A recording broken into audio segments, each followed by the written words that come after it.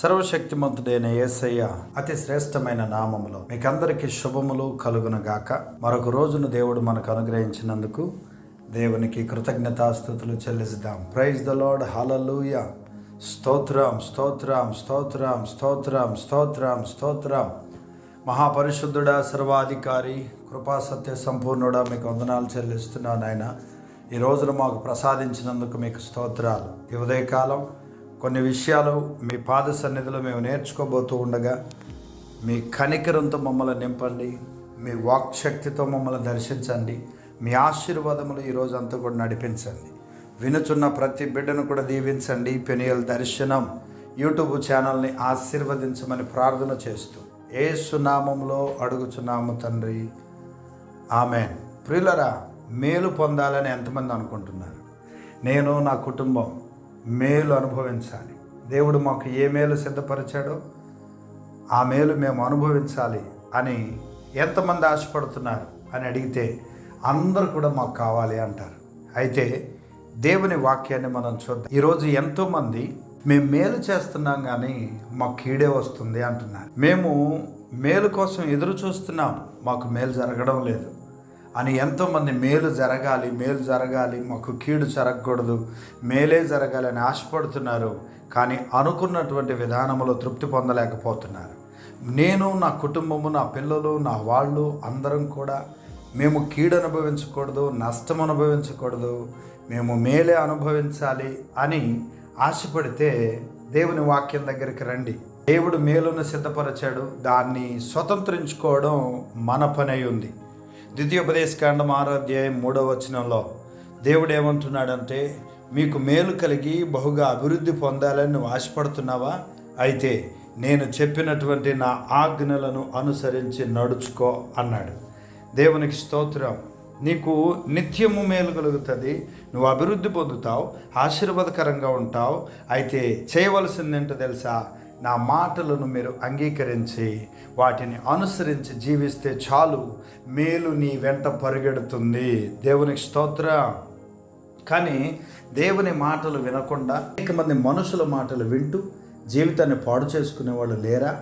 ఎంతోమంది ఉన్నారు. కాబట్టి ప్రియులారా, ఈరోజు దేవుడు అంటున్నాడు, ఆయన మాటలు విని ఆ మాటలను అనుసరించినప్పుడు దేవుడు మన కోసం సిద్ధపరిచిన ఆ మేలు మన దగ్గరకు వస్తుంది. దేవునికి స్తోత్రం చెప్పండి.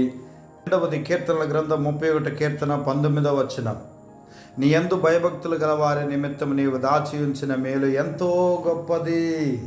నీకు మేలు కావాలా?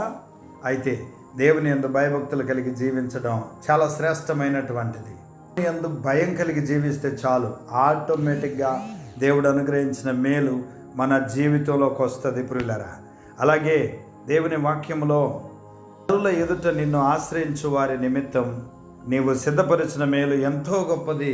ఆశ్రయించే వారికి దేవుడు మేలు జరిగిస్తాడు, మేలు చేస్తాడు. దేవా, నాకు మేలు జరిగించు, నేను ఇలాంటి పరిస్థితిలో ఉన్నాను, నాకు అన్నీ కూడా నేను అనుకున్నది ఒకటే అయితే ఒకటి జరుగుతూ ఉంది, నాకు మేలు జరగాలి అని దేవునిని ఆశ్రయించు.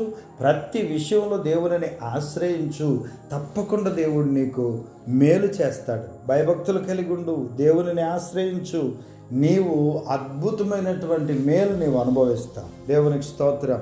34వ కీర్తన 10వ వచనంలో, సింహపు పిల్లలు లేమి గలవై ఆకలుగొనును, యెహోవాను ఆశ్రయించు వారికి ఏ మేలు కొదువై ఉండదు.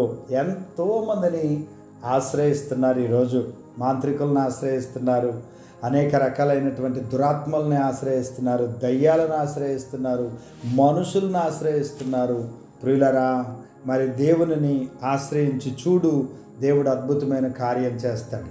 ఆయనను ఆశ్రయించాలి, ఆయన దగ్గరికి వెళ్ళాలి, ఆయనతో మాట్లాడాలి, ఆయనకు మన బాధలన్నీ కూడా చెప్పుకోవాలి, ఆయన చెప్పినట్టు వినాలి. అప్పుడు అద్భుతమైనటువంటి మేలు మన జీవితంలో మనం చూసే అవకాశం ఉంది. కీర్తనల గ్రంథం 34వ కీర్తన 12, 13 వచనాలు, బ్రతుకగోరువాడు ఎవడైనా నున్నాడా? మేలు నొందుతూ అనేక దినములు బ్రతుకగోరువాడు ఎవడైనా ఉన్నాడా? మాటలు పలకకుండా నీ నాలుకను, కపటమైన మాటలు పలకకుండా నీ పెదవులను కాచుకొనుము అంటాడు. ప్రియులరా, మీరు అనేక దినాలు బ్రతుకు దినాలు అన్నీ కూడా మేలు పొందుకుంటూ బ్రతకాలని అనుకుంటున్నారా? అయితే చెడ్డ మాటలు మాట్లాడబాకండి, నాలుకతో అబద్ధాలు మాట్లాడకండి, కపటాలు మాట్లాడకండి. నీ పెదవులను కాసుకో. అప్పుడు ఏమవుతుందంటే నీవు మేలును అనుభవిస్తావు. దేవునికి స్తోత్రం. దేవుని వాక్యాన్ని విని దాన్ని అనుసరించేవారు, భయభక్తులు కలిగి జీవించేవారు, ప్రతి విషయంలో దేవునిని ఆశ్రయించేవారు, చెడ్డ మాటలు పలకకుండా నాలుకను, కపటమైన మాటలు పలకకుండా పెదవులను కాచుకునేవారు. వాళ్ళు నిశ్చయముగా దేవుడు వారికి ఏర్పాటు చేసిన మేలును వారు అనుభవిస్తారు. ఈ విధంగా జీవించడానికి మన జీవితంలో మనం తీర్మానం తీసుకుంటే, ఈ విధంగా మనం జీవిస్తూ ఉన్నప్పుడు దేవుడు మనకు అనుగ్రహించిన మేలు పొందుకోకుండా అస్సలు ఉండలేం ప్రియులారా. అడ్డుపడే శక్తి ఎవరికీ లేదు. కాబట్టి మన జీవితాన్ని మనం మార్చుకుందాం, దేవుడు చెప్పినట్టుగా జీవిద్దాం, నిత్యము మేలు అనుభవిద్దాం. ఎట్టి కృప దేవుడి ఉదయకాలం మనకందరికీ దయచేయునుగాక. ప్రార్థన చేసుకుందాం. దయచేసి అందరూ కూడా ప్రార్థనలో ఉండండి, దేవుని కృపతో నింపబడండి. ఈ యూట్యూబ్ సందేశాన్ని, ఈ పెనియల్ దర్శనం అనే ఛానల్ను అనేక మందికి షేర్ చేయండి. ఈ సందేశం అనేక మందికి దీవెనకరంగా, ఆశీర్వాదకరంగా ఉండేట్టు చూడండి. God bless you. మీ ప్రార్థన అవసరతలు తెలియచేయండి. దేవుని సన్నిధిలో ప్రార్థన చేస్తాం. ఇప్పుడు ప్రార్థన చేసుకుందాం. ప్రేమ కలిగిన తండ్రి, పరిశుద్ధుడా, మీకు వందనాలు చెల్లిస్తున్నావు నాయనా. మేలు మేలు మేలు.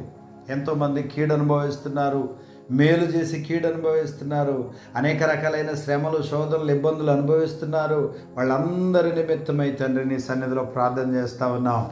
అనేక మంది బిడ్డలు మేలు కొరకు ఎదురు చూస్తున్నారు. తమ జీవితాలు మార్చుకుని నీ మాటకు లోబడి నీ చిత్త ప్రకారంగా జీవించి వారు ఆ మేలు అనుభవించడానికి సహాయం చేయండి. ఈ మాటలు వింటున్న ప్రతి బిడ్డని ఇప్పుడే దీవించండి ప్రభువా. ఇప్పుడే వాళ్ళ హృదయాలలో ఒక తీర్మానం తీసుకోవడానికి సహాయం చేయండి. నీ చిత్త ప్రకారంగా జీవించడానికి నీ కృప చూపించండి తండ్రి. ఈ వాక్యాన్ని విన్న ప్రతి ఒక్కరిని ఇప్పుడే దర్శించండి ప్రభువా. గొప్ప మార్పు తీసుకురండి. ఇప్పటి వరకు ఏ శ్రమ, ఏ శోధన, ఏ ఇబ్బంది ఉన్నా ఇప్పటి నుండి జీవితాన్ని మార్చుకుని నీ చిత్త ప్రకారంగా నీ బిడ్డలు తిరుగుదురుగాక, నిత్యము మేలు అనుభవించుదురుగాక. అద్భుతమైన కార్యం ఒక్కొక్కరి జీవితంలో జరిగించి దీవించండి. అలాగే పెనియల్ దర్శనం యూట్యూబ్ ఛానల్ని ఆశీర్వదించండి. అనేక మందికి ఆశీర్వాదకరంగా, దీవెనకరంగా ఉంచండి. యేసు నామములో అడుగుచున్నాము తండ్రి. ఆమేన్.